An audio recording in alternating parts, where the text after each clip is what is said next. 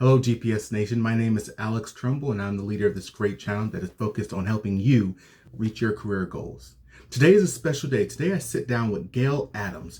Gail Adams served as an executive political appointee under the Obama administration and currently serves as the Vice President of Communications and External Affairs at the International Association for Geophysical Contractors. Gail is going to provide so much great information in this first part of the interview, which focuses primarily on developing strategic relationships at the executive level and people who want to become executive, as well as how to bring your authentic self to the workplace. So, if you haven't done so already, please click that notification and click the subscribe button so the next interview and next video we have coming out, make sure that you see it. Without any further ado, here's Gail.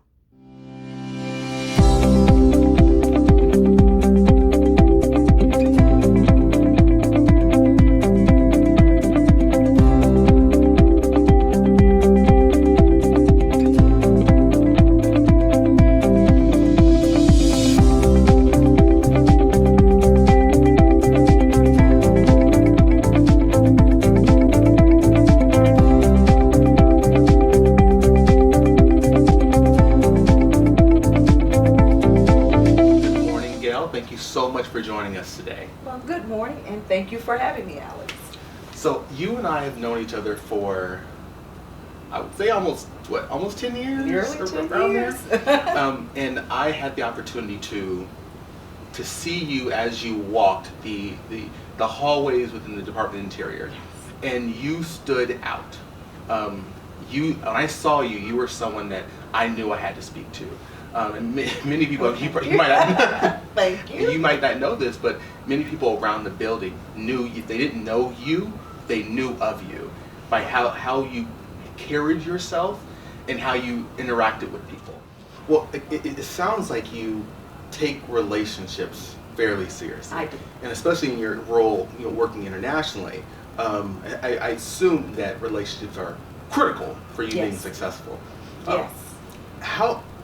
You don't sound like an introvert. Are you introverted? I am not an introvert. Okay.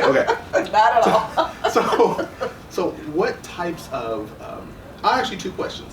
One, how do you go about building relationships? And then I'll ask you on the flip side, do you know any introverts who are also good at building relationships? I think that people should be willing to take a risk. And so anytime you try to establish a relationship, you're taking a risk. And I'm okay with that. I call on people who they have no clue who I am. And I say, that's not many people. It's like, hey, I'm calling you because of this, and this is why, why I think it's important that we at least have a discussion. And again, we were talking about this off camera, but in terms of people realizing that you don't, you may have different political philosophies, you may have different beliefs, you may come from different regions and have different priorities, but there are always things that we can connect on and that we can talk about and do it and even disagree, but do it respectfully and know that there's still common ground from which we can work. And so when I'm building relationships and when I'm maintaining and nurturing those relationships, because it's not just enough to build a relationship, you have to continually nurture that relationship and build trust. And we can work from those things. We don't have to agree on everything, and that's okay, right? And so, a lot of times being an extrovert does help because I don't know a stranger. I don't know a stranger, and but I think introverts can be just as successful at building and nurturing relationships as well. They may pull them out of their comfort zone, and that's okay because we should never be comfortable, and we should always be in pursuit of things, and so I think yes. Whether you're an extrovert or an introvert, you can be just as successful. And I will use you as an example, right? I'm very shy. No. But what I really loved about when I first met you, you didn't know me, I didn't know you. I didn't even know you were even in the room that I was in when Secretary Salazar introduced his staff, right? And so you reached out to me and you said, gee, I'd really like to be able to talk to you sometimes about some things whenever you're in town, and I realize you're busy. Well, some of the key things that I saw in that is you identified a goal that you wanted. You did come to me and we talked about something in common because we were in the same department. You showed respect for who I am and my time, and we met, and you asked very thoughtful questions. I could tell that you had put some time into at least knowing some basic things about me and what I did in the department. And so I think that those are key principles that people can work from. So you can't build a relationship with someone if you don't put in the time or invest the time on the front side to at least learn something about them. Yeah. Right? And because you can't have commonality if you have no clue. Yeah. And so you have to have a place from which to begin the discussion or the conversation. And I thought that you did that really, really well. And here it is nearly 10 years later, and I've been gone from Interior for nearly 7 years, and we still have an awesome relationship, because when I left, we didn't leave it there. We continued to nurture and to build our relationship. And so I think it's one of those perfect examples of what the benefits can be. I've watched you grow, and I've watched you do things in your life, like you got married and all that good stuff like that, right? And so those things are important. You've watched me evolve and change and do things. And so I think that those are really key elements to building and nurturing relationships that go well beyond just for the moment, for my job, for the time. And I am very grateful because throughout my career and throughout my life, I've been able to maintain those relationships. I still have some relationships from years and years ago when I was 19 years old, going into the news media for the first time, and these are still people that I still have relationships with. So I'm really grateful for that. I think the challenge that many people have is, yes, having that first interaction, but then how do you maintain? And coming from someone who, again, is a very senior level within the Obama administration, then very senior level where you are now, traveling the world, how do you make time to maintain relationships? So I think a part of that goes back to value again, right? How valuable are these relationships? And what I will say is that you cannot afford not to make time. Yeah. I spent a number of years at FEMA as the Intergovernmental Affairs Director for Hurricanes Katrina, Rita, Gustav, and Ike in the Gulf Coast. And the one thing that was reinforced for me during my time at FEMA is the time to form and try to maintain relationships is not in the midst of a disaster. You can't do it. And so you have to look at it as an investment. It's not, oh God, I've got to, nurture this relationship. I get to do this. It's a privilege. I get to do this. And so when hard times come, when difficult times come, you don't have to try to form and establish a relationship, because then nobody has time for that. Because now there's a different goal and there's a different mission. And so if you spend and invest the time on the front side nurturing those relationships when it's most critical, you don't have to worry about that, and it becomes easier to have difficult discussions and things once those relationships are already established and maintained. And so I would tell people, you cannot afford not to continue to nurture those relationships. One of the first times I saw you, you had, I think, maybe purple, like a purple dress on, maybe purple in your hair. Loud colors. Yes. That's me. I'm a Southern girl from Louisiana. No, but that I noticed you, right? I think there's a lot of people who have a fear of standing out, and I think I even asked you, how did you? Because your hair, it wasn't in it was like maybe. I had braids. I had braids. And so, I asked you, because you interviewed with the secretary. How did you have your hair like that when you met with him? And well, if you mind me. Yeah, I'm an open book. We can talk about anything.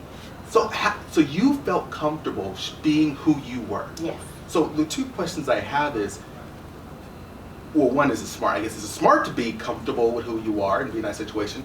But two, how did you gain the courage to be who you are in those situations? Is there a line, right? Is there a line where you're maybe too much of who you are? So a couple of things, because I am a little bit older, there was a time when And I'll be frank, as an African American woman or black woman, there was a time when I did not feel that comfortable because the environment was not such that I could be who I really am, right? And thank God that the times have changed and people, the environment is a lot different where people increasingly can really be who they are and how they were created. And so for me, it was one of those important times in my life, especially when I got the invitation to come to DC, that I thought it was important that the administration, the secretary, knew exactly what it was they were getting. So yes, I did interview with Secretary Salazar and at the White House with my braids. And I did have my friends say, "You mean to tell me you're not going to straighten your hair?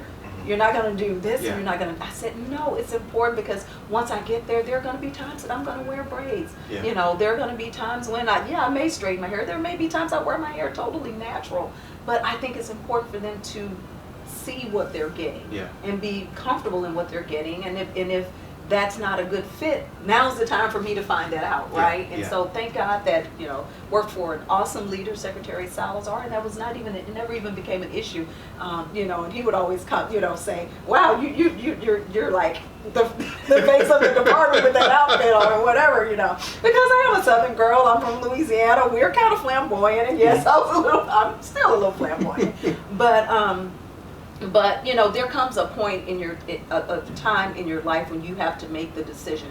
You know, are you going to be authentic, or are you going to kind of live out the life in facade? And I learned a long time ago, and I had awesome parents who always praised me for who I am, right, and encouraged me to be true to myself and who I am. And so they helped to make me that person. And I just believe it's like, you know, I think people can respect me a lot more if they know the authenticity, right? If they see that. And people know when you're doing something or being something that you're not. And so yes, when people think of the South, I'm a typical Southern belle. I'm a little loud, I'm a little flamboyant, you know. Yes, I will wear my black leather pants with my purple jacket, you know, that kind of thing. I will do that. You know, rock braids every now and then, or just do the natural thing. Sometimes I may straighten it, but then, you know, but I think it's much more important that we're authentic. And I think people, you know, what comes from the heart and what's real can always touch the heart and can touch that thing in other people that's real. And I think that's the foremost thing. It sounds like you also made a conscious decision that if they don't accept me, I'm okay with it. Yes. And this is just not the place for me. Yes. You know, because every place is not the right fit. And you need to know that before, you know, I kind of look at it as an analogy of dating versus getting engaged versus getting married, right? And so when people typically, when they date, they're trying to figure each other out, they're trying to learn each other. You know, you get engaged, you're a lot more comfortable and you really start being who you're probably going to be when you get married. And so that's the way that I saw it, right? So I came here and I did my initial interviews. We're dating, trying to see if we really like each other. I'm like, "Do you like my braids? Do you not like my braids?" You know, that kind of thing. And then as, you know, then we decided, yes, let's go to the next step, which was going over to the White House and doing my interviews with the staff over there, the Presidential Management Office, Personnel Office. And so then we got engaged, and then I said, yeah, I think we can get married because this person has seen me, and they've done everything, they've checked me out around and around, believe me, there's lots of checking out. And so then we got married, and it was an awesome experience. It was a great place to be. I enjoyed working for Secretary Salazar and Jewel, and I never felt the pressures of having to be something that I'm not, because I did put it out there, and I was authentic, and I dared to be me, even if the environment around me wasn't always reflective of that, right? You know, because everybody didn't look like me, and that's okay. Everybody didn't dress like me, and that's okay. So yeah. Well, there's two more points. There's one story I want you to share. Okay. And there's a point I want to make on that last point you made. There's a book, one of my favorite books actually, it's called Power. I think why some have it and others don't. I'll have it in the description below. They point out that people who are successful are people who stand out. And again, just looking visually at you, when you wear those different things, you weren't concerned. Yes, that was probably just also just you. Yeah. But I think, do you think you also benefit from, because people notice you versus you blending into the obscure? So I think there's the blessing of that, and then there's a curse of that. Yeah. And I experience both, and I even today it's still the same way, right? Because I'm in the international energy space, but there aren't a lot of Black women in that space, particularly at upper echelons. There are many places that I go, I'm the only Black face in the room, or the only face of color in the room. So I think there's a blessing with standing out. But oftentimes I don't have a choice. Yeah. So if you're the only person of color or the only Black woman in the room, you by nature you're just going to stand out because there's nobody else. Congratulations! So now you have everyone's attention. Yeah, and so there are people who are comfortable and confident in themselves, and they realize and understand that. By them being confident enough to be who they are, it actually gives other people permission to be comfortable with who they are and confident in that. So yes, that's a good part of it, and other people can recognize that, but it's mostly people who are confident themselves. Yeah. And then there are people who may be in the room who are not comfortable with themselves, or who may be living the facade, or putting on the costume for other people to fit in and to blend, who sometimes may resent the fact that you're bold enough and you're daring enough to be who you are. That's and you suffer that too. So I think it's a blessing and a curse, and often they come together. And so it's, you get this mixed bag, and you're not always sure where you should be. And because even I can say, like, even within DC, when you look and you come to DC, most people are wearing black and brown and navy. That's the DC way. And yes, I have my green leather pants, I have my purple jackets and my pink, and all that good stuff like that. And there is you can look around you and maybe say, well, maybe I need to do that because everybody else is doing that. But if you're not happy and it's not who you are, a lot of times people who are real can sense that you're not real. And so I just think I would rather err on the side of being my authentic self and presenting that authentic self than playing a role that I know I can't continually fulfill. So. Hey, this is Alex again. I really hope that you enjoyed this first half of the Gail Adams interview. If you have, please click that subscribe button, click that like button if you haven't done so already. Also, leave a comment below. What was your favorite part of this interview? As well as, what questions did you have for Gail? Now, this interview isn't over. Please click right here to see part 2, where she shares the values that she brings to every leadership opportunity she's been given, as well as how she lost everything, literally everything, and came back stronger for it. As always, stay strong, stay positive, and definitely stay moving.